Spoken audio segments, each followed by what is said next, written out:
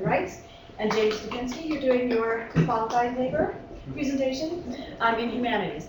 And so we'll divide the time roughly in half. We will have time about 40 minutes each student.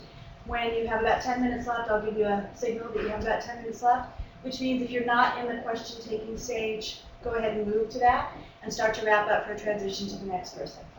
I also want to let you all know that we have, come on in, we have this being live streamed. And so, Jen, remind me who's on with you? My mom. Your mom! Hi!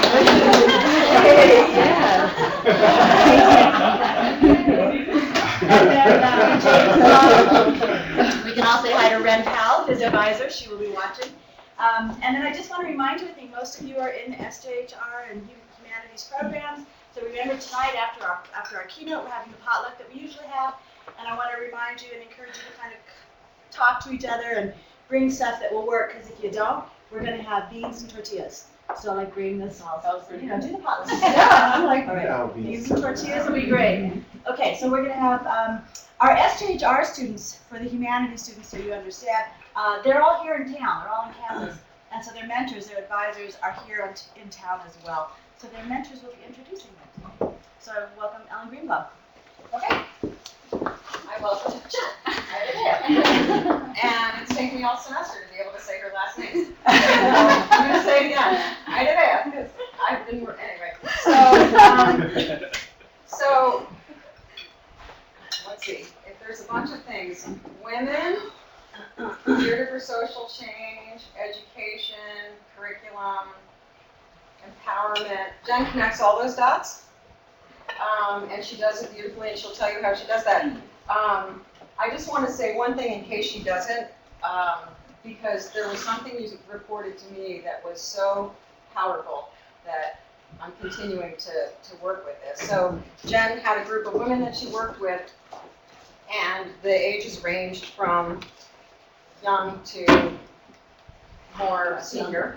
And when Jen asked the woman that is in her 60s why she's attending this workshop, she said because she wanted to know if anything had changed. And I thought that really, for me, that really kind of drove it in. Wow, has anything changed? So on that, I'm just going to say, and maybe if that was sort of an obscure way of talking about her project, it'll make sense when she starts telling you. So hey everybody, thanks for coming. So I'm going to be talking about exploratory theater activism and the Women's Theater Workshop that I conducted in October of 2014 for 3 weeks. And I will be sharing with you the material that that this material can be used in a variety of settings. And maybe you can also think about where it can be used throughout this time. And I'll be also sharing some quotes from the women. So that's a large portion of this presentation. Okay, so theater for social change. So this is my ever-evolving, changing definition, but where it was 2 days ago is where it will be right now. So theater for social change is a way to embody emotions, injustices, struggles, or among other things, with a socially relevant lens and a liberating framework. Exploratory theater activism is not just for marginalized groups. It is a way to build bridges and tear down walls between people, and it is used to engage in the collective consciousness and further develop or bring awareness to issues humans face. So in this way, the theater is participatory and not just for spectacle, but for action.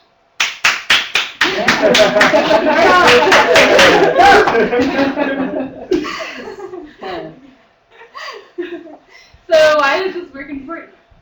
Okay, so theater for social change is effective for creating dialogue with a group in order to understand struggles that they may face within a certain community and raise awareness around certain issues. So in this case, I wanted to explore issues that women face and make it a safe place for women to share. So this is a quote. Like I said, in many ways, it's been more helpful than some traditional therapy I've had, because it wasn't just talking. Cool, so some of my methodologies. So the approaches I used to kind of conduct and frame this research were feminist, anti-racist, and with a decolonizing framework. I was aware that this workshop was being conducted in a community and centered around academia, and most participants were either students or part of the college in some way. Okay, so, and I'm aware that this leaves out a large part of the community that could have been included, so I'm aware of that. I'm basing the majority of this work off of these 3 people. There's many more, obviously, doing this work in and around the world, but these are the people that I use to kind of frame my exercises. So, Brazilian theater director and facilitator Augusta Boal, I used his Theater of the Oppressed ideas, which I use more of David Diamond's Theater for Living, which is where he got his work off of. And then I worked with Barbara Santos this past summer, and she does something called Madalena Laboratory. And so Paulo Freire was and Augusta Boal kind of were friends, and Augusta Boal was influenced by Freire's work, and so he created a theatrical method for his work, Pedagogy of the Oppressed, which is interesting. And Boal was heavily influenced by Marxist philosophy, which also I am too.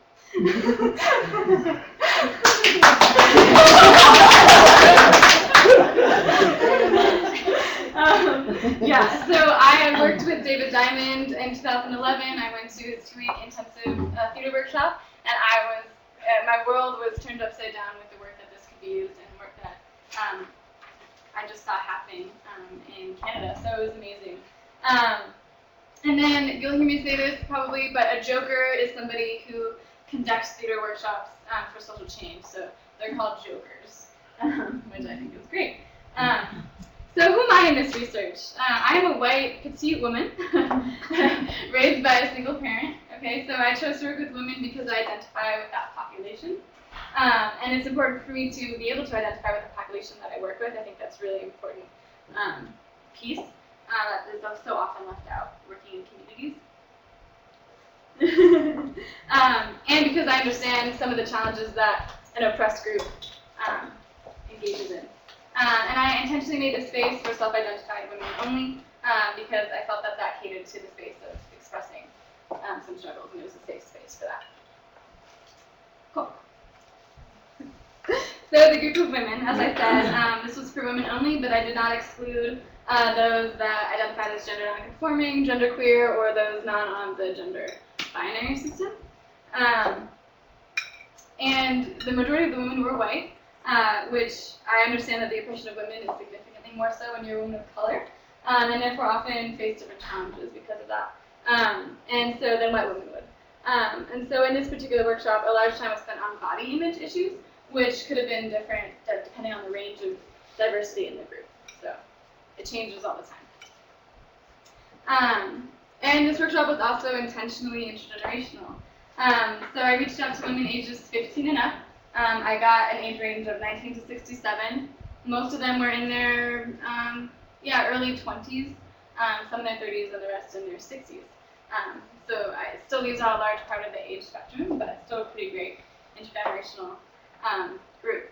And I wanted to create this space to be intergenerational because we are so often segregated by our age, beginning with school, and then continuing on throughout our lives, that this is already a radical space. Because of that, we get to hear from women that are older than us and younger than us, and it creates a cyclical feedback loop where we get to hear about what's going on in people's lives, which we don't often get to hear. And so the women were really liked that about this workshop. They thought it was awesome. Cool, so I have another quote. So I think having to actually act out some stuff, that was tough for me. Like some identities and stuff that I've been trying to shed, which I think I was surprised that seemed to be a common theme with all of us, that I wasn't the only one who was trying to shed that repressed feminine ideal that most of us are raised with. Yeah.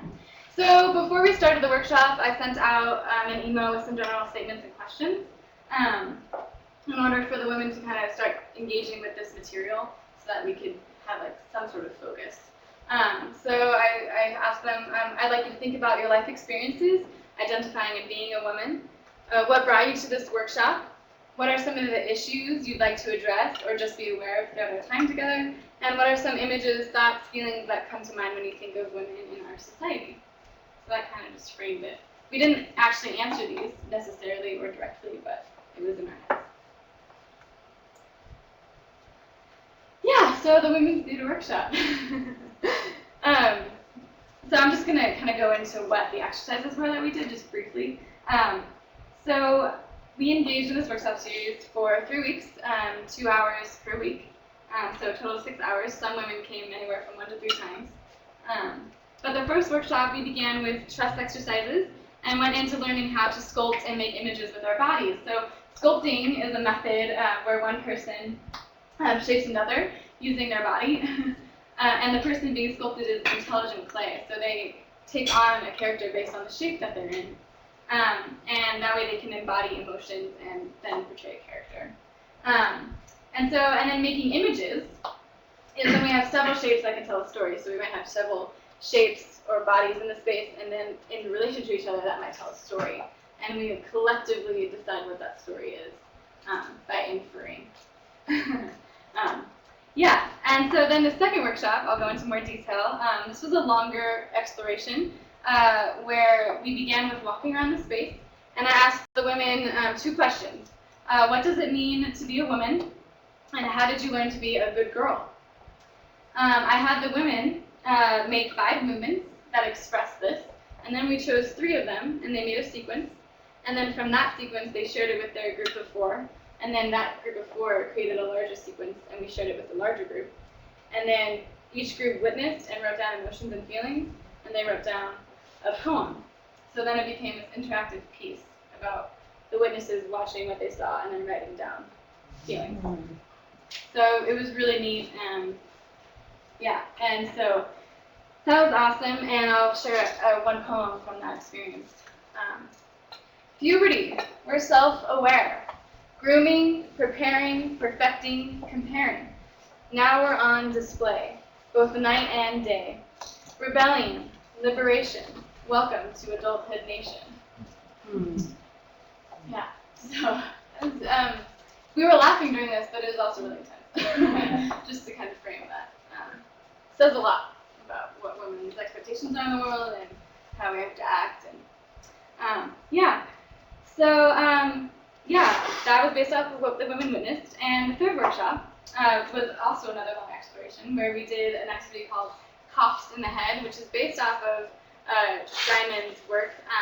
The coughs are the voices in our heads, and this was a way for people to share their story, and we chose one that was relevant to the majority of the group, and then we came up and that person picked people to play the different voices based on their, if they were not believable, but if they could share that same voice in a way. And then we kind of dived in to what the voices are and how we could successfully navigate making healthy relationships with these voices and where they come from and why they're here, because they come from lots of places, right? So I just want to share what Ellen so briefly touched on a little bit. One woman wanted to be in this workshop because she was very curious about what the younger generations were going through today, and she thought that it might have changed. And we soon realized that in the second workshop that really not a lot has changed, if anything, except more maybe dialogue and more openness in talking about it. But I don't think our expectations have really changed with women over the duration of the last generations or so. Which is interesting. So, now that you know what some of these activities are, I invite you to stand up or close your eyes, and this is completely voluntary. Stand up or close your eyes. Sorry, stand up and close your eyes.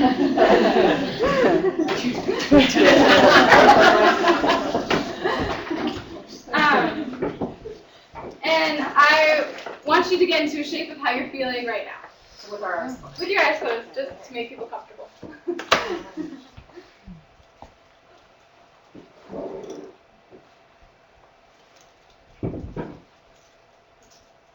Okay, erase that shape, shake it out, and get into another shape of how you're feeling.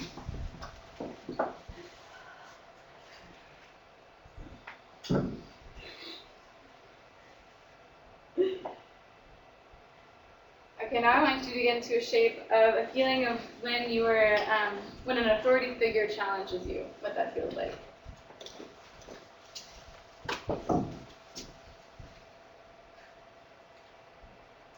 Alright, shake that out. And now get into one last pose of a feeling when you feel like you're in a supportive community.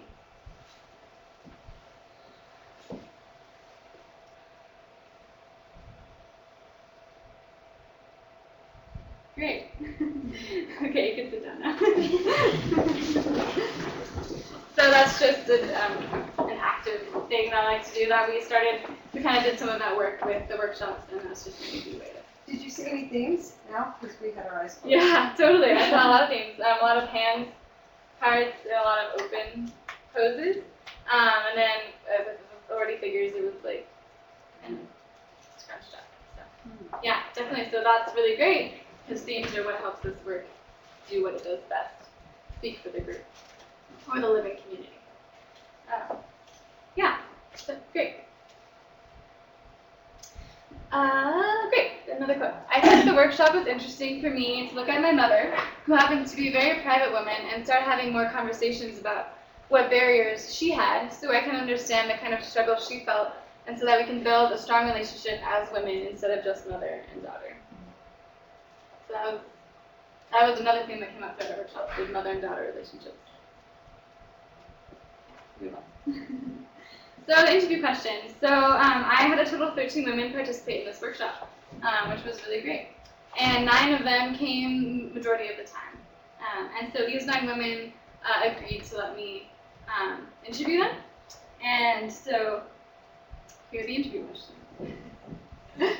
So has the theater workshop changed how you think about yourself? Has it changed how you act or are in the world? Has this workshop changed how you think about women and how women are treated? Has this changed how you treat women? And did this workshop include ways to investigate and find solutions to social issues? Yeah. I think that the biggest change it created wasn't within finding or trying to find the solution, but within just doing all the dialogue together, groupings, and the workings that we did. I think it was cool to have women of different generations involved. I think I appreciated that the most. Okay. So my findings. So I conducted a survey in conjunction with interviews. Nodding a lot. I don't have a spasm at first. So around this question, did the workshop encourage you to want to or take action in any form? I found out that yes, women wanted to take action in some kind of form, as this graph shows. So that was awesome. And then with this question, did the workshop provoke critical thought on the oppression of women in the United States? On a scale of 1 to 5, 1 being no, it didn't, and 5 being I think about it every day, 69% chose 5 and 31% chose 4. So as this graph demonstrates, it means that these women are now really thinking about issues that women face. Your theater workshop was so amazing because of how much support I got from it, from each woman, and being able to ask some of these situations that I would never be able to explain with words or make someone understand. And the fact that we could all connect with that was so beautiful. So yeah, I think it changed me in making me more confident in being a woman, because honestly, it's scary to walk off the campus and into that real world. And being a woman, it's scary. And in that room with everyone, I felt safe, and I just want to take that feeling with me everywhere I go.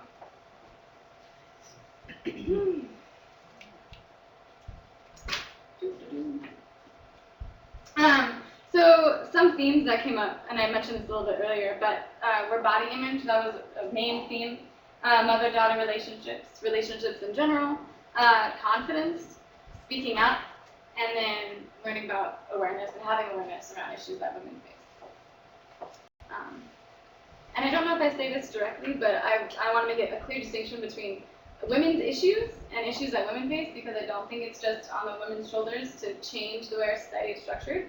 It's both genders and all the genders in between that. So it's not just women's job. That's why I say issues that women. Cool. Yeah. So yeah, theater for social change in public schools. So where can this material be used? Another quote is, and it's a fun way because it really involves people, and I would love to see workshops like this in, grade schools, junior high schools, senior centers, YMCAs. So this material can be used in a variety of settings, but it's important for me to let you know that I would never go into a community without being invited or knowing the struggle that's going on without having a dialogue beforehand, and to not engage in a community if I didn't understand the issues as a white woman going into a community like that. So just having that awareness. And then, so yeah, this workshop is really powerful for a variety of settings like retreats, camps, I think higher education, faculty training, city planning, other NGOs or organizations. Like it can really be used in a lot of settings. And so in that way, this work is unlimited. As long as this work is anti-racist, anti-sexist, non-discriminatory, etc. All those things have to be in place too for it to work. But one of the main things that I think that this work can be used is in public schools, since the majority of humans in the United States go through some sort of public school system or a school system. And it can be used for professional development to link teachers together and kind of have that space for teachers to complain and whatever, and find support, because they have so much on their shoulders surrounding what they have, their expectations.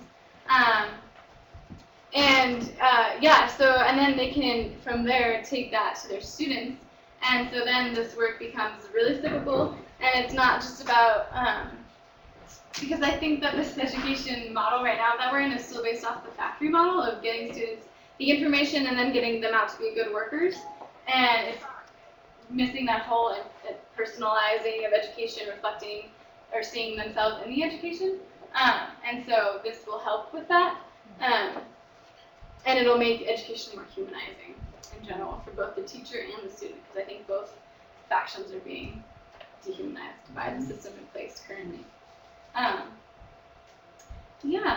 So, and in this way, you can it'll work with students that don't learn in like the traditional sense too.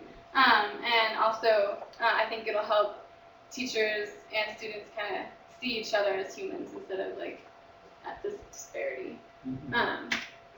And plus, so the way the school structure is also structured is like it helps students that are privileged and students have access to things, whereas a lot of students that need extra help or need other ways to navigate the school systems who are disenfranchised can access this piece. And that way teachers can begin to understand really the complexities of people's bodies in our system. If that makes sense. So I skipped one thing, but I'm going to talk to you a little bit about my learning through this. And basically, this is the first time that I facilitated something like this, besides teaching an undergraduate in La Sierra Community School a year ago. But it's really challenging to navigate this kind of workshop setting because it changes constantly. It's so dependent on the people and what they bring into the workshop space, depending on where they were that day or what's going on in their personal lives. And so I had to really just be prepared for being unprepared, which is great too, because as a group, we cannot kind of all know that. I was very transparent about where I was with this work. I was like, hey, this is my first time, and I'm going to read from that book because I've never facilitated this before. And they were like, yes, great, do it. We want to learn how to do this. And, so because of that, it was a really amazing, transformative experience for all of us, and we went through a lot together. And even though it was a responsibility-laden role for me, I think we all played a significant part in this work, and that's what this work means, is like we're all together, we're all like this collective. Not one organism is better than the other. And so because we moved through such like this like social material, it brought up a lot, and I think that if I were to do it again, I would still be just as transparent about where I am with this work, because I'm constantly evolving with the work. But yeah, I think that this work can really play a role in shifting consciousness and tearing down our conditioned thoughts and behaviors and how we're socially conditioned. So, yeah. So I feel that it's really unhealthy for a single body type and size and often skin color and racial ethnicity to be portrayed over and over again, and for all the other diversity of female forms to be ignored, and it's good for women to get together and do theater and talk about body image.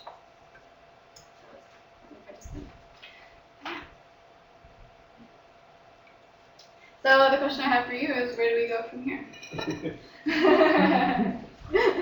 Thank you.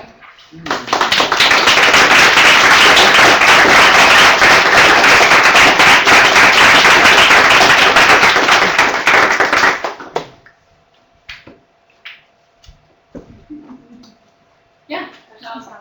I came in really late. I apologize, but I just wanted to know your opinion on like certain, playwrights like Godot who have these strict gender, roles. He explicitly says, I don't want females in my plays. I mean, how do you feel about that? Do you feel that we should be breaking that, that author's wish? Yeah.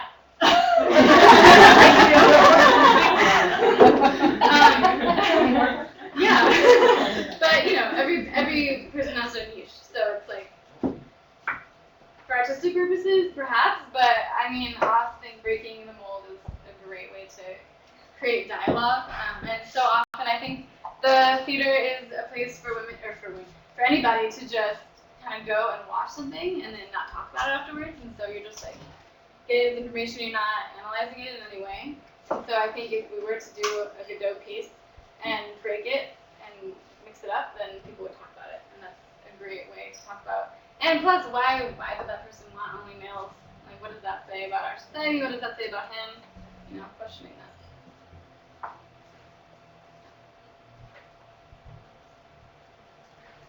Todd. Well, go ahead. Okay. So, yeah, I really liked your presentation, Jen. Thank you. It's come a long ways. No, it really has. I remember the initial conversations about this, and it's impressive. I think in terms of social justice movements, right? Mm-hmm. I mean, how do you see the body? Like oppression so often is talked about in terms of feeling, like right? Mm-hmm. Oh, if you can just get over it, right? Like just let it go, that type of thing. And so what really struck me in this is that, because I don't really have a lot of experience with like theater, but I think I like watching people do it, But I guess my question is how do you see for social justice movements or in oppressed communities, how is movement linked to the releasing of that sort of resentment or whatever? I guess resentment's a bad word. But that those feelings of oppression. Yeah. Like how does movement help people work through that? Like in your opinion? Yeah. Well, thanks for that question. I think that in our society we're like we can only talk about things. Mm-hmm.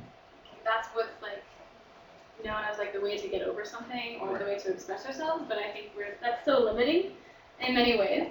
And so I think if we started to do this work in communities first, and then expanded that out as a social movement, I think that would work really well, because you start with the issues that are going on in a certain community, and then that bleeds through. So then if you do it collectively in different cities across the U.S. or bring that out to pieces that are doing it out on the streets, I think is really essential for people to be able to see it, and it's really accessible that way. And I think it gives space for people to even if you don't want to be in your body, it still gives you a space to talk, because you're talking to people about something that we don't normally talk about, like the voices in our heads. Like, when do we ever get to engage with a person that's embodying a voice in our head and just be yell at them? Yeah. We never get to do that. So this is why it's so cool to have it be amongst friends. You can do it amongst friends. And that's what makes this work so universal, I think. Not to mention, it can go through different cultures and still being respectful of that culture, and making sure that I'm not coming in and overstepping my bounds, and making sure that my lens is I see what's going on, but I want to make sure that it's coming from the community first. Their questions are being expressed instead of my questions overlapping. So, yeah.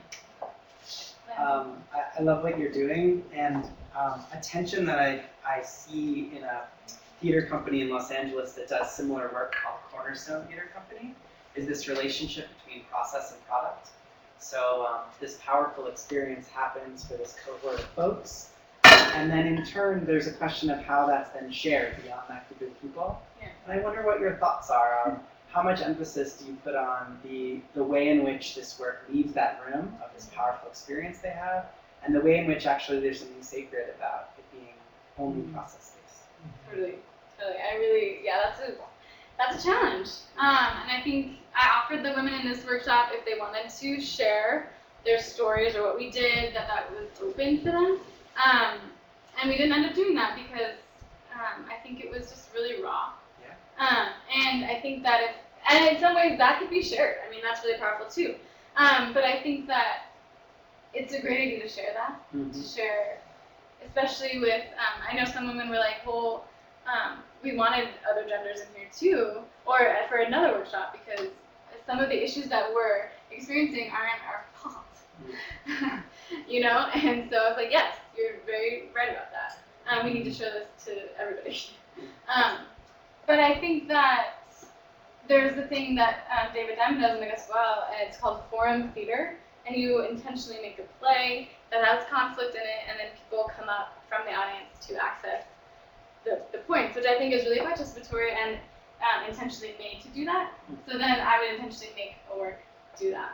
But I also think that there's so many, I mean, I'm not a stickler about anything, I'm really freeform, so at any point I would change my mind. Yeah. Okay, so through your research, you worked with a particular demographic.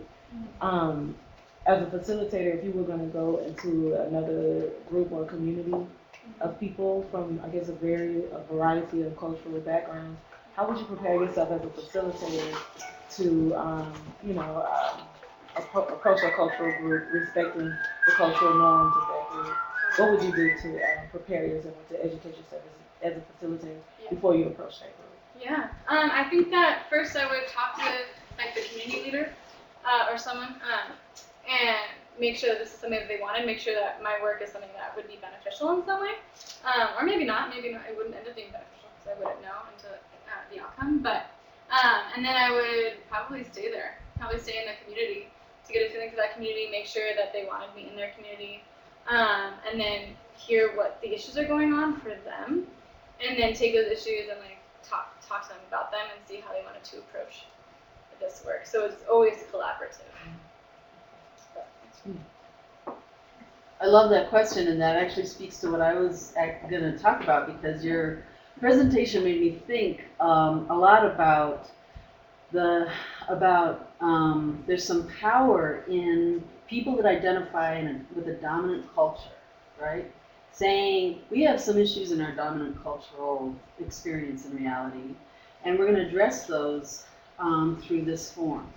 And so anyone for whom that resonates can then benefit and be a part of that, and anybody can take a relationship to it. But what I didn't see you doing, and I think it's a common pitfall, right, is to create something that comes out of a need within a dominant culture that then wants to sort of in a genuflex towards like grabbing hold of some other, getting some people from outside of the dominant culture to come join us to make us feel like somehow it's more legitimate, the work. So I'm thinking of like the vagina monologues as an example of something that, in my opinion, comes out of the actual genuine need in a dominant culture for something, but then needs to reach over to East Africa to pull in some experience from some other, to legitimate that. So there's some power. I would love to see more cultural forms just owning that, saying this is our, performance, and meets our needs as this constituency. But then the second thing is, the problem with that is that then resources tend to follow dominant cultural initiatives, and so you have to take that relationship. And just quickly, a third point, what I was imagining, a way of responding to your question would be, what's already out there going on in minority communities that need resourced, right? Leadership that's already being provided. provided in forms, Yeah. which I know you're very sensitive to and aware Totally. of. And I think that this work so often gets framed in like the marginalized communities need this, and it's like, no, actually, the privileged people need this because they don't know what's going on. Our system is like, the lens is like so tiny around their eyes that they don't know what's going on and they're ignorant to it. And so it's actually the privileged groups and communities that need this work. I would say in some ways. And a privileged community can then like rent a dance space and then also make it available to some other group that can't afford that space as a part of their work. If that group would want that, It's a you group know, they because want it depends. Because when you think about different groups of people, yeah, you know, we're all human. We all experience human things, but the needs of the group may be completely different. And it's not saying that, oh, this is the group, this is a dominant culture, this is a dominant group. So these other groups must want what this dominant group or culture wants. And that may not be the case at all. We all want equality, we all want freedom, we all want common things, you know. But everybody, my things that I may want in life may not be the same as this other person who's completely different from me. But I still want my values and my systems to be respected, you know, equally. Not saying, oh, you know, I think you want what I want. I know you do, you know. Instead of coming in with that kind of concept, just respecting, you know, just the cultural norms, values, and systems that each group may have equally, you know. And I need more experience of doing that too. So I just wanted to respond to your question for us of where do we go from here. Yeah. And I'm seeing, you know, partnering with other organizations, but also that I know you're new with this, but I think what you're doing is really powerful, and I think I just really want to support you in going forward with this, and because so often, you know, you get this container in the math graduate program, but then how do you take it out into the world? How do you make it real? And I think you have everything you need, and I hope you'll get support from all of us to go forward with this, because I think it is really necessary, and I could really see you become a trainer rather than going into other communities and leading other communities. People who want to be trained in this from whatever group could come and get the training, and you could get grants to fund the training so that people could get scholarships to come do the training, and it could just, you know, because your vision is national, you know, your vision is big, and so think about it that way. Think big, and think of how you're going to plant these seeds and create the training program, and get also buddy up with mentors and people that do have a lot more experience than you do, as you know, because there are people doing similar work, but you are coming in with a particular intention and eloquence with it, vocabulary, articulation, you're bridging. So, yay. Good work. Thank you. Keep it going. Sure. Well, I wanted to ask a specific question along that line. I love where the conversation is going. So I'm thinking about what you've been doing the last couple of years, looking back on, you're about to walk away from this place that's been your home with the Master of Arts in Social Justice and Human Rights, and you've learned about activism and organizing, and what does that mean to you, and what does learning this mean to you? So I'm wondering if you could tell us, like, what's your wildest dream? But actually, close your eyes and show us physically. Turn the camera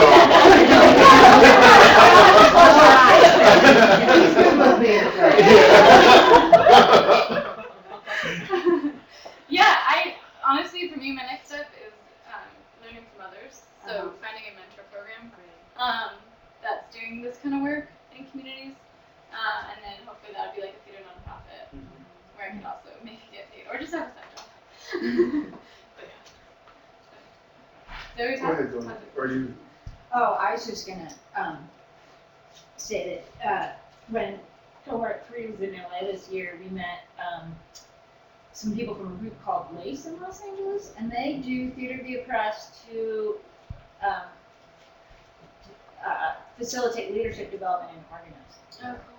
And they, you know, and they've had people, and they said that it can work when people in the Los Angeles, there'll be people speaking 3 different languages, right? And it's a really under-resourced, kind of supportive translators for 3 different languages, and so, well, like, get together and act out like the boss is doing this, right? How do we, how are we responding? How else can we respond, right? Sort of like very directly engaged in already happening organizing projects, and I would love to connect you with them if you're interested. And I guess some observations I had about one of the things that I think all of the things are being raised over here around,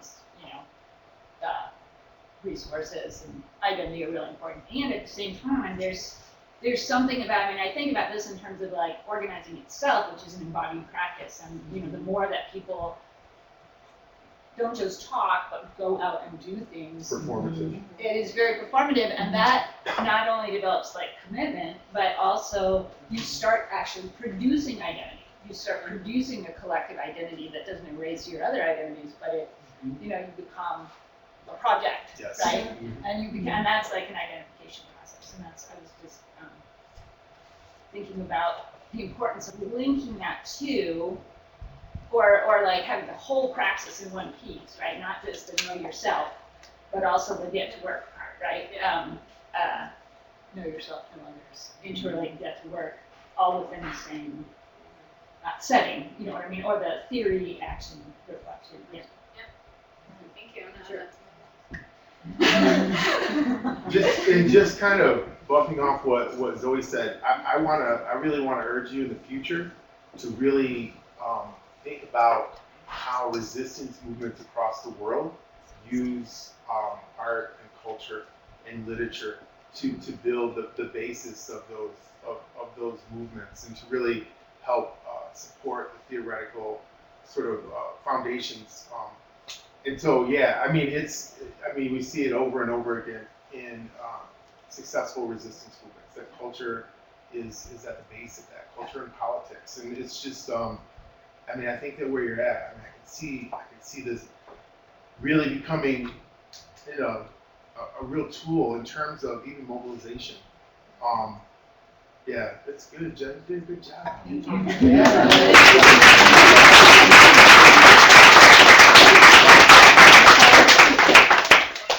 Thank you. All right. So while we're